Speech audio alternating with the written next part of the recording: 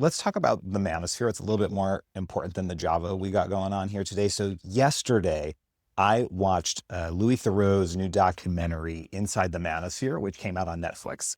I'll say I was disappointed.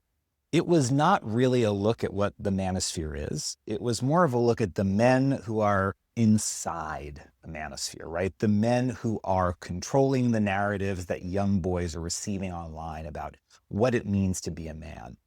I would really be more interested in a documentary that looks at why are young men and even older men, why are they becoming followers of these men? It was really disappointing in terms of what it could have been versus what it really was. And there's not to say there's not a place for these stories. I think human curiosity, why not explore that?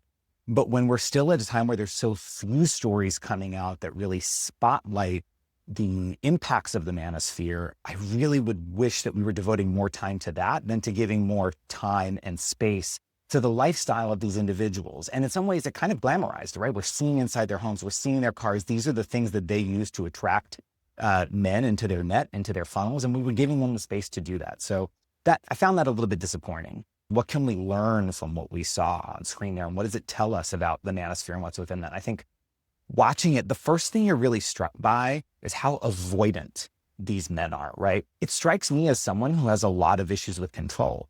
They are afraid to be in any environment where they do not control all the factors, where they are not running a script that they've already made for themselves. They are too afraid to step outside their comfort zone. That's why they lead such an insular life. They record and live in the same spaces. They don't want to talk to people who don't necessarily disagree with them unless they're doing it for the development of content, right? That's why you see Myron and Charlie Kirk do things like go out to college campuses to create content. It's not about having real debate. It's about content and clip farming, right? That's what they're trying to do. Their entire life is built to clip farm. Unless they're on camera in an environment that they're controlling, they're not really interested in talking to someone else. They're too afraid that someone like Theroux might expose them for who they are. And you notice it really with HSTikkyTokky when he finds out that Theroux is a documentarian and some people in his comments start saying, oh, he might expose you, this might be a hit piece.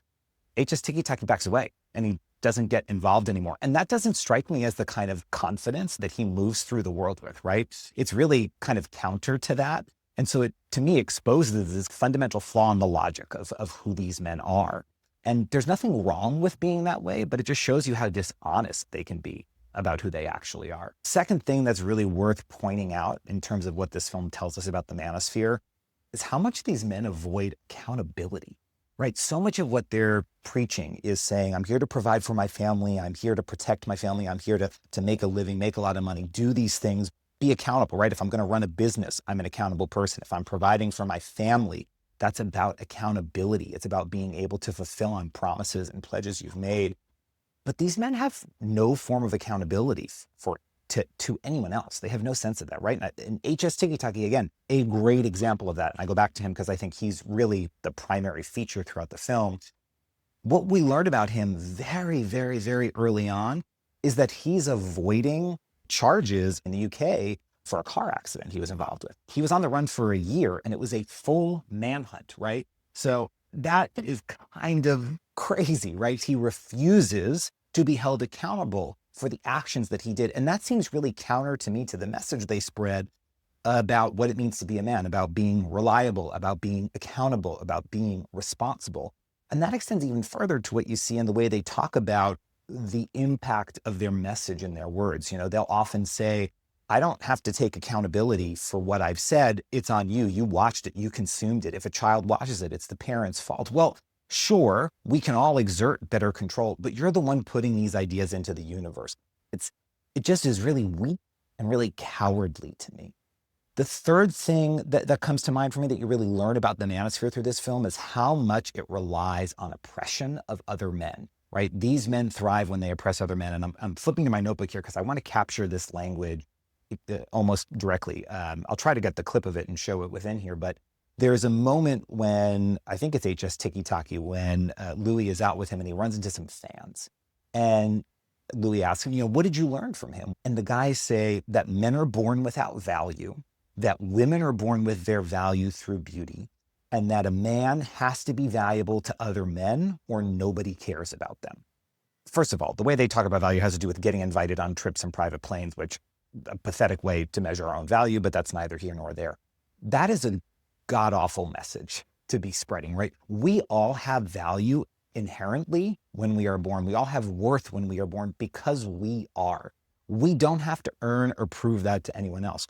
Perhaps we can prove that we don't have a lot of value through the way we move through the world, through the harm that we might cause. But from the moment we're born, we're a valuable person simply because we are. We all have worth. We all have something. You watching this, whether it's 8 of you, 0 of you, 8,000, 8 million of you, you all have worth and you all have value. But these men instill this idea in these men that they do not have value unless they achieve specific milestones. And why do they do that?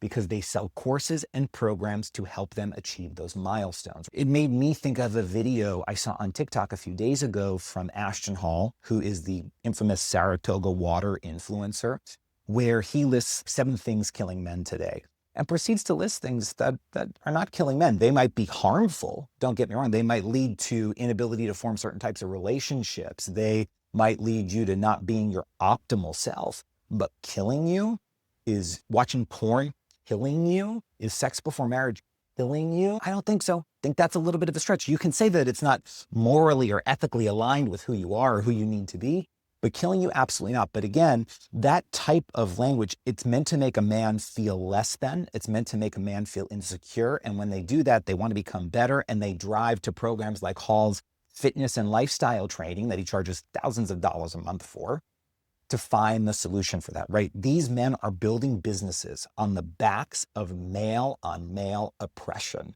And I got a real problem with that. I hope you enjoyed this conversation. I would say maybe don't watch this movie. Watch it if you have some time on a plane. You don't need to rush to carve it out. But what you should do instead is follow other influencers and organizations doing this work. I'm going to drop some of them in the caption here for you to check out and maybe consider liking and subscribing to this page as well. Cheers.